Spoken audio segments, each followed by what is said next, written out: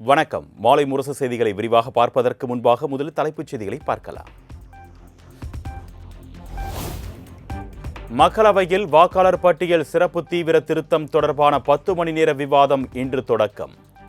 விவாதத்தை எதிர்க்கட்சித் தலைவர் ராகுல் காந்தி தொடங்கி வைக்க மத்திய சட்டத்துறை அமைச்சர் அர்ஜுன் ராம் மேக்வால் நாளை பதிலளிப்பார் என தகவல்.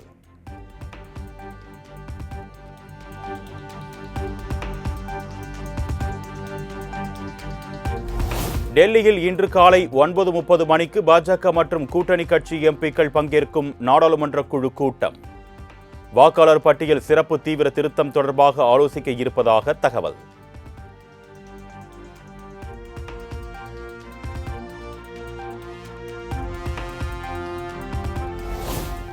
தமிழக பாஜக முன்னாள் தலைவர் அண்ணாமலை மீண்டும் டெல்லி பயணம். வாக்காளர் பட்டியல் சீர்திருத்தம் குறித்து டெல்லியில் இன்று நடைபெறும் ஆலோசனைக் கூட்டத்தில் பங்கேற்க இருப்பதாக அண்ணாமலை விளக்கம்.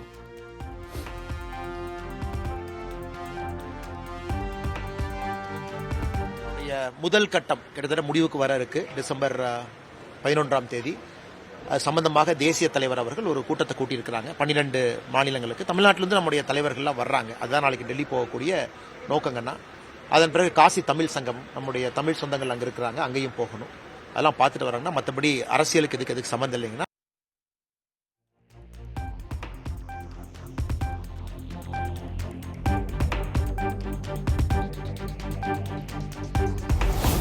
தமிழ்நாட்டில் இதுவரை 99.27% SIR படிவங்கள் இணையத்தில் பதிவேற்றம்.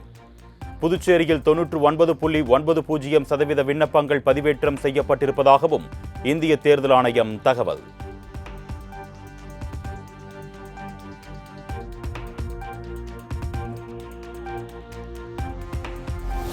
நீண்ட நாள் இடைவெளிக்கு பிறகு தவேக தலைவர் விஜய் புதுச்சேரியில் இன்று பிரச்சாரம். உப்பள மைதானத்தில் நடைபெறும் பிரச்சார கூட்டத்தில் 5000 பேர் மட்டுமே பங்கேற்க அனுமதி.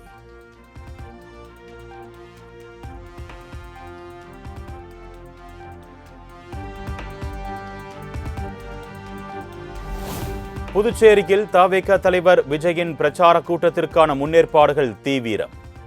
5000 பேருக்கு மட்டுமே அனுமதி அளிக்கப்பட்டுள்ள நிலையில் QR கோடுடன் கூடிய பாஸ் வழங்க தவேக ஏற்பாடு.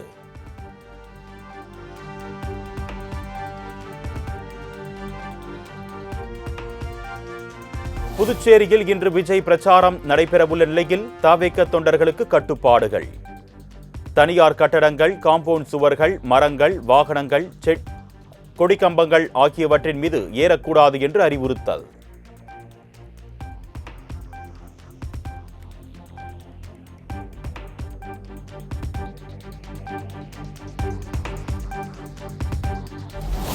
செப்டம்பர் 27ஆம் தேதி கரூர் துயர நிகழ்வுக்கு பிறகு மீண்டும் வெளியே வந்த விஜயின் பிரச்சார வாகனம்.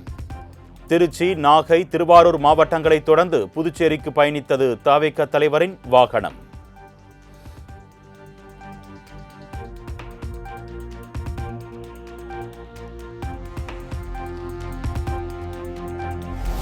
திமுக மீண்டும் ஆட்சி அமைப்பதற்கு எதிராக சிபிஐ, அமலாக்கத்துறை, தேர்தல் ஆணையத்தை பயன்படுத்துவார்கள். களம் எவ்வளவு சாதகமாக இருந்தாலும் எதிரிகளை குறைத்து மதிப்பிடக்கூடாது என்றும் திமுகவினருக்கு முதலமைச்சர் அறிவுறுத்தல்.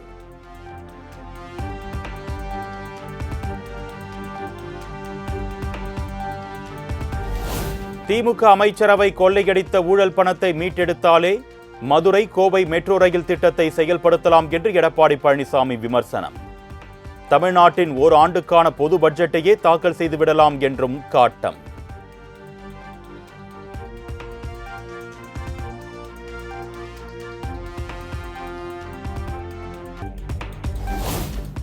கோவையில் அமமுக பொதுச் செயலாளர் டிடிவி தினகரனுடன் அண்ணாமலை திடீர் சந்திப்பு. நட்பு ரீதியாக சந்தித்ததாகவும் அரசியல் நோக்கம் இல்லை என்றும் அண்ணாமலை விளக்கம்.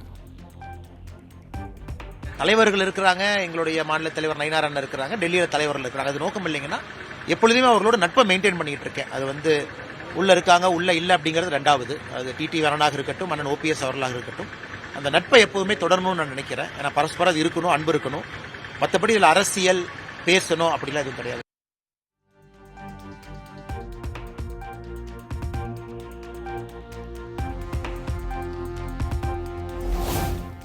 அரசு காப்பகங்களில் உள்ள பெண் குழந்தைகளின் பாதுகாப்பை முதலமைச்சர் ஆய்வு செய்து உறுதி செய்ய வேண்டும்.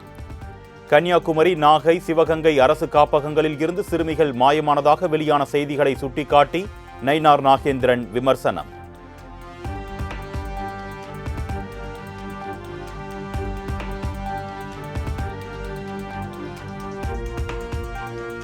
ராமதாஸின் மகன் என்பதை தவிர அன்புமணிக்கும் பாமகவிற்கும் எந்த ஒட்டும் இல்லை, உறவும் இல்லை. வரும் தேர்தலில் மாம்பழம் சின்னத்தில்தான் போட்டியிடுவோம் என்று பாமக எம்எல்ஏ அருள் உறுதி.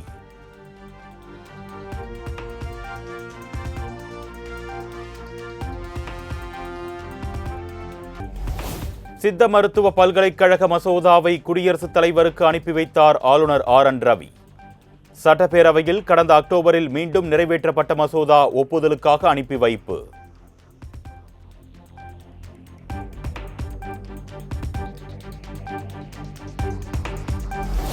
தமிழ்நாட்டுக்கு டிசம்பர் மாதத்திற்கு வழங்க வேண்டிய 7.35 TMC தண்ணீரை உடனடியாக திறந்துவிட வேண்டும்.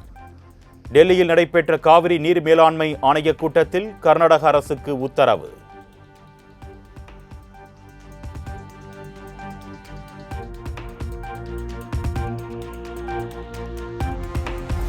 திருப்பரங்குன்றம் தீபம் தொடர்பான நீதிமன்ற அவமதிப்பு வழக்கு உயர்நீதிமன்ற மதுரை கிளையில் இன்று மீண்டும் விசாரணை.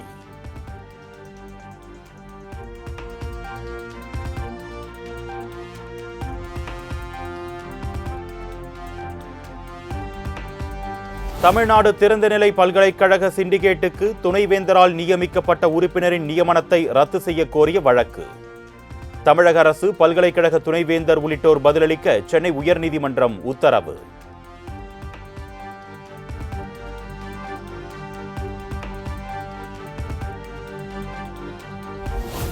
வேலைக்கு பணம் பெற்ற விவகாரத்தில் தேவையெனில் முன்னாள் அமைச்சர் செந்தில் பாலாஜியை விசாரணைக்கு அழைக்கலாம்.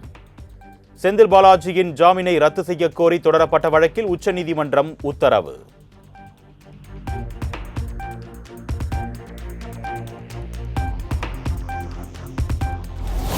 கடந்த 4 ஆண்டுகளில் தனது துறையின் சாதனைகளை மறைத்து பரப்பப்படும் அவதூறு பிரச்சாரத்தை சட்டப்படி எதிர்கொள்வேன். அமலாக்கத்துறையை ஏவிவிட்டு அதிமுக, பாஜக கூட்டணி பிரச்சாரத்தில் ஈடுபட்டு வருவதாகவும் அமைச்சர் KN நேரு தகவல்.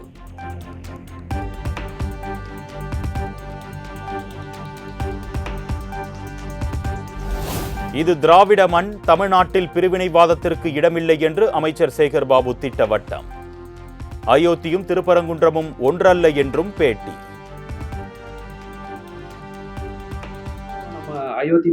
இது திராவிட மண், திராவிட கலாச்சாரம் இருக்கின்ற மண். ஏற்கனவே நான் சொல்லியது போல் இனத்தால், மொழியால், மதத்தால் இங்கே பிளவுகள் பார்க்க முடியாது.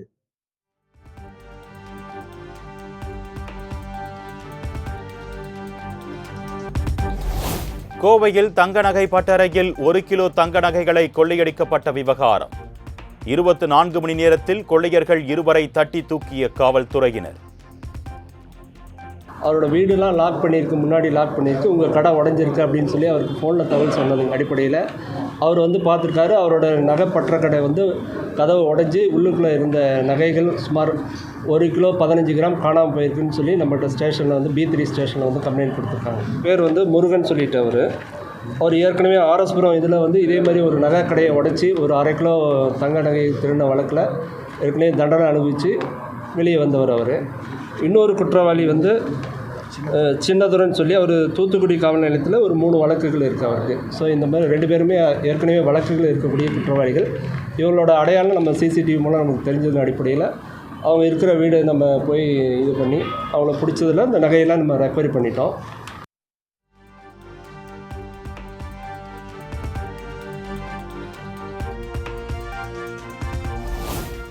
சிங்கம்புணரி அருகே ஏரி கண்மாய் கழுங்கில் மறுகால் பாய்ந்து அருவி போல் கொட்டும் தண்ணீர். திரளான பொதுமக்கள் குடும்பத்தினருடன் வந்து உற்சாக குளியல்.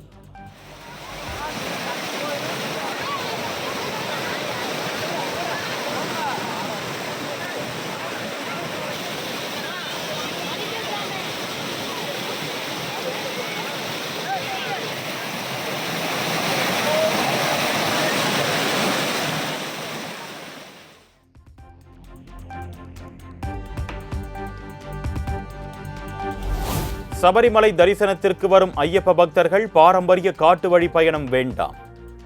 மிருகங்கள் நடமாட்டம் அதிக அளவில் இருக்கும் என்பதால் மாவட்ட நிர்வாகம் எச்சரிக்கை.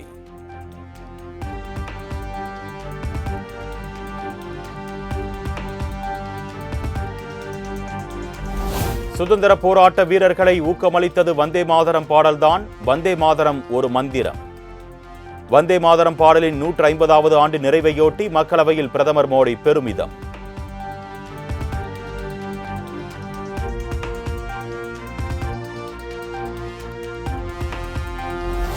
தற்பொழுது நடத்தப்படும் வந்தே மாதரம் விவாதமே தேவையற்ற ஒன்று. காங்கிரஸ் மாநாட்டில்தான் முதல் முறையாக வந்தே மாதரம் இசைக்கப்பட்டதாகவும் மக்களவையில் பிரியங்கா காந்தி பேச்சு.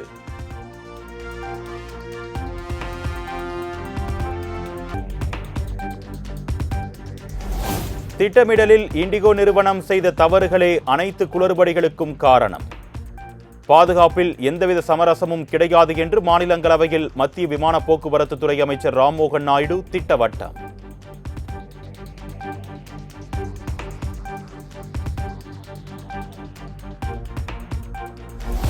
நாடு முழுவதும் ஒரு வாரத்திற்கு மேலாக ஆயிரக்கணக்கான இண்டிகோ விமானங்கள் ரத்து செய்யப்பட்டதால் இன்னலுக்கு ஆளாகி வரும் பயணிகள்.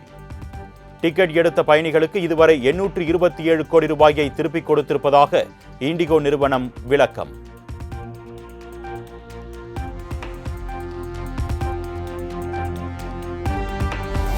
சீனாவுக்கு பயணம் செய்யும் போதோ அல்லது அந்நாட்டின் வழியாக செல்லும் போதோ இந்தியர்கள் விவேகத்துடன் இருக்க வேண்டும். அருணாச்சல பிரதேசத்தைச் சேர்ந்த நபர் ஷாங்காய் விமான நிலையத்தில் தடுத்து நிறுத்தப்பட்டதை சுட்டிக்காட்டி வெளியுறவுத்துறை அறிவுறுத்தல்.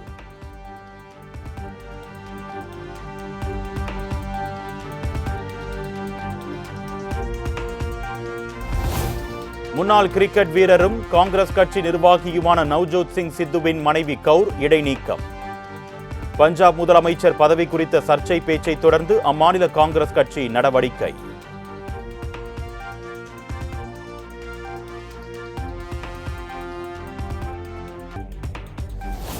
கேரளாவில் இன்று மற்றும் வரும் 11ஆம் தேதி என 2 கட்டங்களாக உள்ளாட்சி தேர்தல்.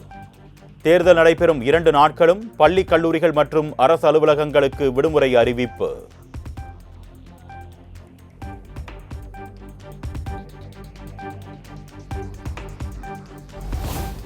வார்னர் புரோஸை வாங்க நெட்ஃபிளிக்ஸ் 7 லட்சம் கோடி ரூபாய்க்கு ஒப்பந்தம். இது பல்வேறு சிக்கலை ஏற்படுத்தும் என்று அமெரிக்க அதிபர் ட்ரம்ப் கொந்தளிப்பு.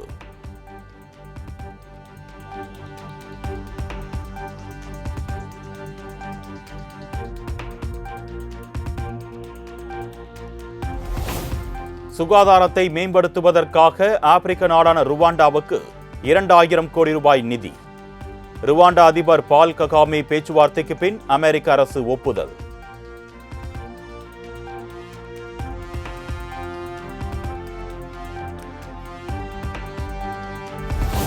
ஜப்பான் நாட்டின் ஹோன்சு கடற்பகுதியில் பயங்கர நிலநடுக்கம். ரிக்டர் அளவில் 7.6 பதிவான நிலையில் வீடுகள் கட்டிடங்கள் குலுங்கியதால் பொதுமக்கள் அச்சம்.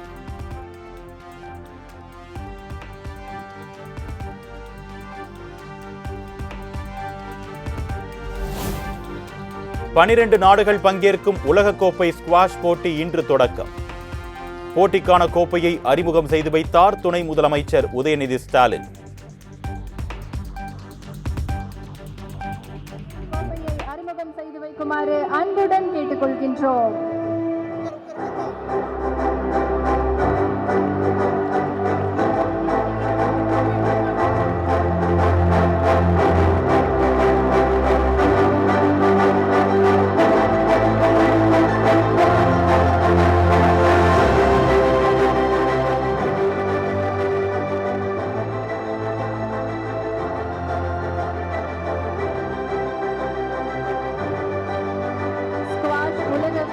கோப்பையை மாண்புமிகு தமிழ்நாடு துணை முதலமைச்சர் அவர்கள் அறிமுகப்படுத்தி இருக்கிறார்கள். 12 நாட்டு அணி வீரர்களும் கம்பீரமாக அணிவகுப்ப சிறப்பான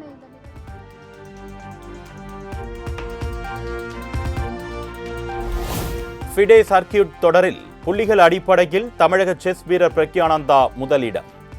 115.17 புள்ளிகள் பெற்று முதலிடம் பிடித்த பிரக்யானந்தா கேண்டிடேட்ஸ் செஸ் தொடருக்கு தேர்வு.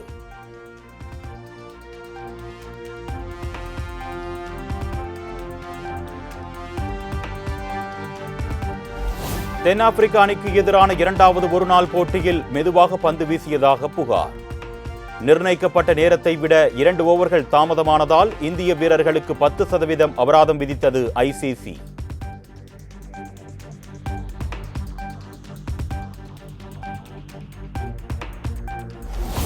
எனது திரை வாழ்வில் படையப்பா மிகவும் முக்கியத்துவம் வாய்ந்தது.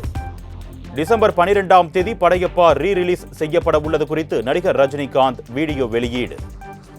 அப்படின்னு சொல்லிட்டு 99ல் ரிலீஸ் ஆனது. ஆஃப்டர் 25 இயர்ஸ் இப்போ தான் தியேட்டரில் வந்து நீங்கள் படையப்பா நீங்கள் பார்க்க போகிறீங்க. டிசம்பர் 12 என்னுடைய பிறந்தநாள் அன்றைக்கி படையப்பா படம் தியேட்டரில் வரப்போகுது, பார்த்து மகிழ்ங்க. கேரளாவை உலுக்கிய நடிகை பாலியல் வன்கொடுமை வழக்கில் இருந்து நடிகர் திலீப் விடுதலை. 6 பேரை குற்றவாளிகள் என்று தீர்ப்பளித்த எர்ணாகுளம் நீதிமன்றம் வருகின்ற 12ஆம் தேதி தண்டனை விவரங்கள் வெளியிடப்படும் என அறிவிப்பு.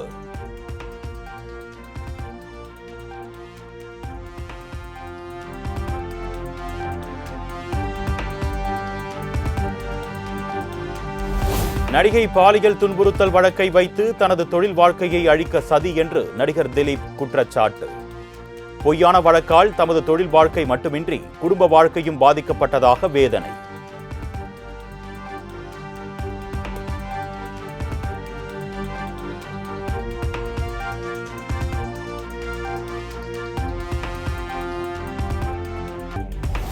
நடிகை பாலியல் துன்புறுத்தல் வழக்கில் பிரபல நடிகர் திலீப் விடுவிக்கப்பட்ட விவகாரம். எர்ணாகுளம் முதன்மை அமர்வு நீதிமன்ற தீர்ப்புக்கு எதிராக கேரள அரசு மேல்முறையீடு செய்ய இருப்பதாக தகவல்.